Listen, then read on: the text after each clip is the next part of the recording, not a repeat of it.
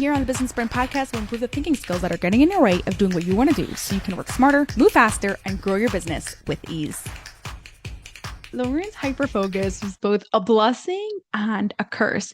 She could knock out hours of work like a machine, which was amazing until she missed picking up her kids or forgetting dinner altogether. She tried everything, HelloFresh, planners, you name it, but hyperfocus kept pulling her off course in new ways. Every time she found one sort of hack to help her deal with the situation, the hyperfocus found a new way to disrupt a different part of her life. It wasn't until she learned how to actually use her hyperfocus to help her instead of fighting it that things started to fall into place. If you're experiencing something similar, I'm here to tell you you do not have to struggle forever.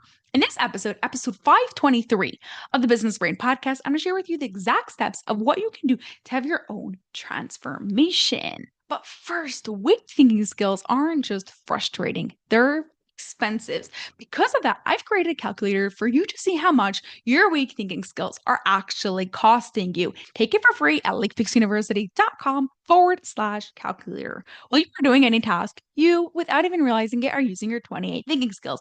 When the thinking skills you need to use are strong, doing a task happens easily. Skills you need to use is weak, doing the task becomes a challenge. The struggle that Lorraine had came from a weak thinking skill of understanding time.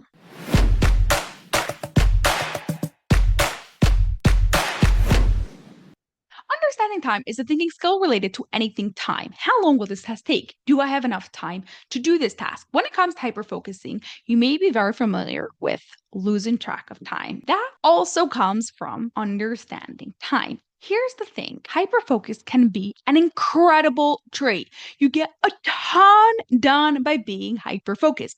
You're in it. You get a new level of understanding. There's none of the task switching. You don't hear anything else. You just do what you need to do until your hyperfocusing gets in the way. If you cut other responsibilities, especially like lowering kids, hyperfocusing can sometimes be detrimental. I've heard many ADHD experts advise have people around you, have a support system that will help you in your hyperfocus. So do the errands or send reminders, etc. Except the fact that part of ADHD means that you will lose out because you are hyperfocusing. That's just the way it is. But actually, it doesn't have to be just the way it is. What if you give yourself another tool? We're not taking away the hyperfocus. We're just adding another tool of understanding time into your toolbox.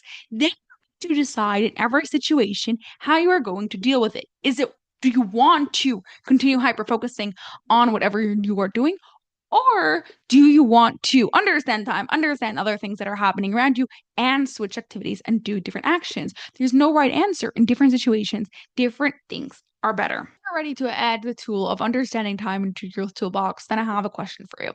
When you're hyper-focusing, you're probably going for hours and hours without going to the bathroom, without eating, maybe even without drinking. You know what I'm talking about? Good.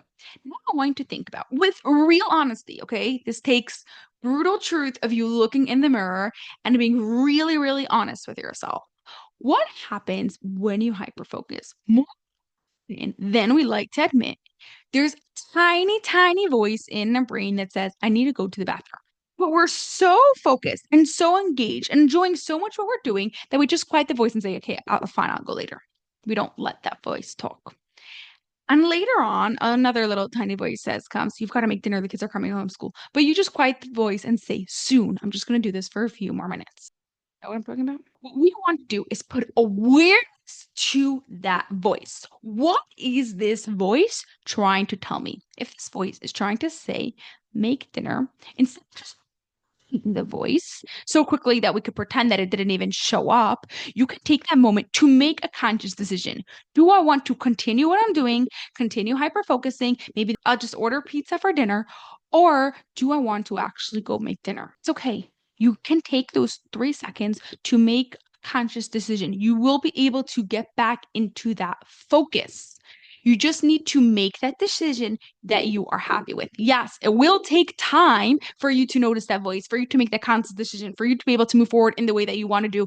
And if you want to be able to go back to the hyperfocus, go right for it. Just make sure that that is the thing that you want to do. And yes, in those first few times, it might take you an extra little bit to get back into the hyperfocus, but you are developing that skill of understanding time and of making decision of what you want to do. So you are in control of the hyperfocus instead of the hyperfocus controlling you. The more you do it, the better your tool of understanding time is. Then you have both tools, the tool of hyperfocus and the tool of understanding time. And you can make a conscious decision on what you want to do and move really quickly in a way that works best for you.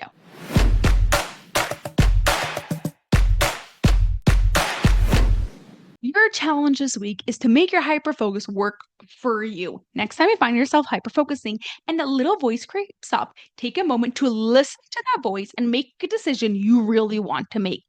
Yes, in the beginning, it's going to feel weird. It might be hard, but you will get better at it. You'll get better at noticing the voice and making the decision quickly and coming back to the hyperfocus or wrapping things up so you can do what's really best for you to do. You've got this. I believe in you. Have an awesome rest of your day, and I'll catch you on the next episode. Bye for now. That's all for this episode of the Business Brain Podcast. If you enjoyed it, send it to a friend who secretly wants stronger thinking skills too, so together you can grow your businesses with peak brain performance.